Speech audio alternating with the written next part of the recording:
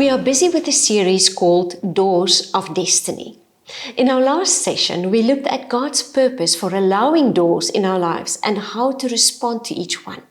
In this session, we will look at how to discern the different role players when it comes to open and closed doors. The first and most important role player when it comes to open doors is the Lord. Something I often see is how many believers struggle to connect with the Lord in their personal times of prayer and devotion. Many even sometimes have shallow or non-existing personal times with the Lord. Sometimes believers can go for weeks without spending any time at all with the Lord in prayer or in the Word. In general, being in such a spiritual state results in desperate Christians who have extremely high expectations for God to speak to them through someone else. It also leads to high levels of disappointment if God does not supernaturally intervene to speak to them through someone else. One thing I know for sure, and that is that the Lord wants to speak to each of us more than we are willing to spend time to listen to His voice. Every time in our own lives, before the Lord speaks to us about an upcoming open door or change of season externally, He has already done so in our personal times with Him.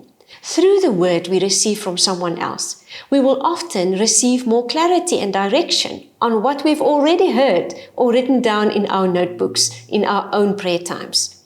A word from someone else usually confirms what God has already spoken to us in private. Therefore, I want to counsel you, focus on your personal times with the Lord. If you struggle to hear or discern His voice, I encourage you to watch the series we have done on hearing and discerning God's voice.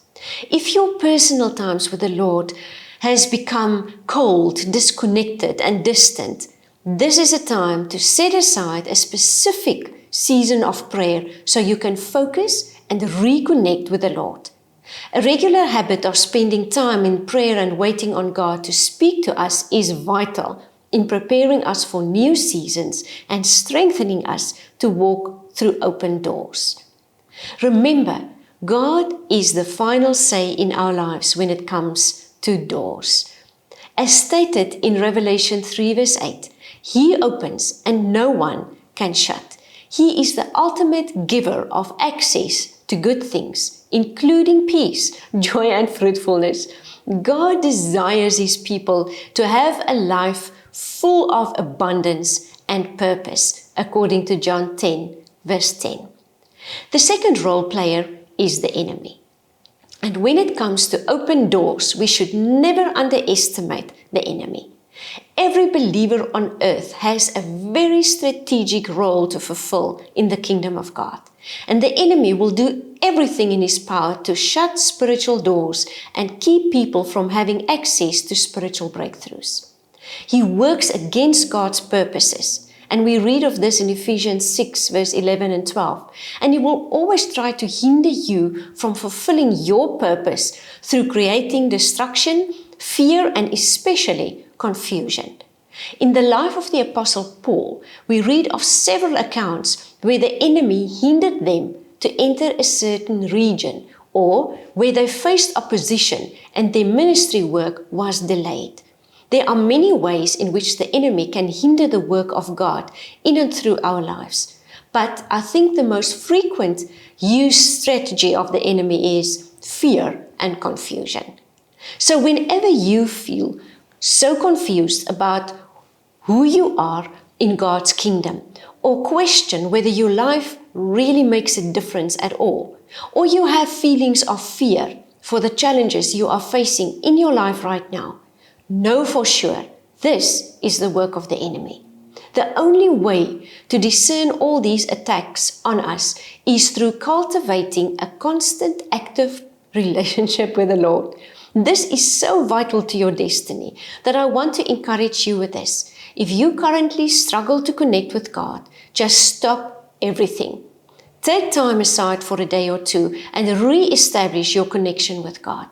Once you have done this, The rest of the obstacles the enemy sends your way will be easy to discern and to remove in prayer, because God is going to guide you every step of the way until you are free, clear, and at peace, and on course again for His glory. The next role player in open doors in our lives are men or women of peace, as I call them.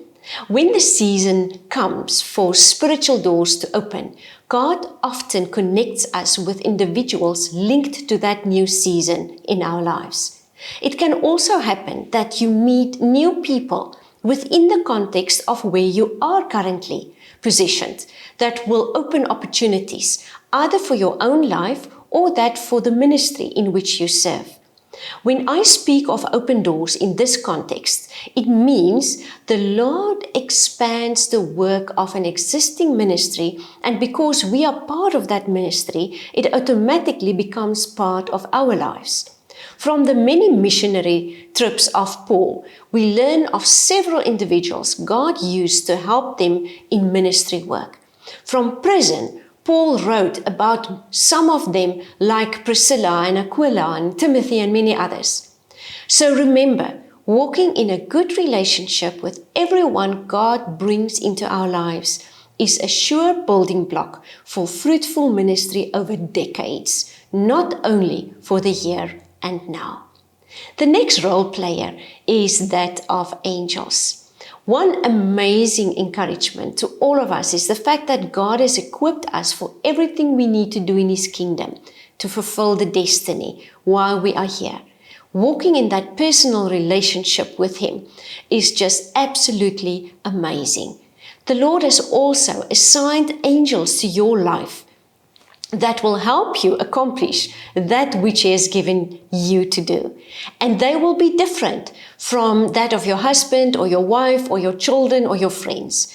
God has worked out everything in perfection, so we will not lack anything while we walk on earth. Psalm 91 verse 11 and 12 says, "For He shall give His angels charge over you to keep you in all your ways. In their hands they shall bear you up, lest you dash your foot against a stone."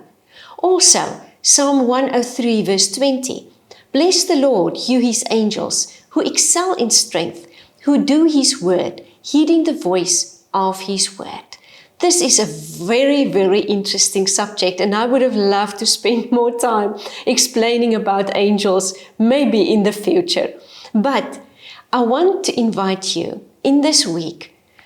Will you not take an honest look at the true condition of your relationship with the Lord? And secondly, ask Him to help you discern attacks from the enemy that hinders you in your calling right now. And lastly, ask the Lord to give His angels charge over your life and the ministry He has called you to do, whether in the marketplace or on the field. Pray for God's protection and everything that is delayed to be released so He can have His glory from your life.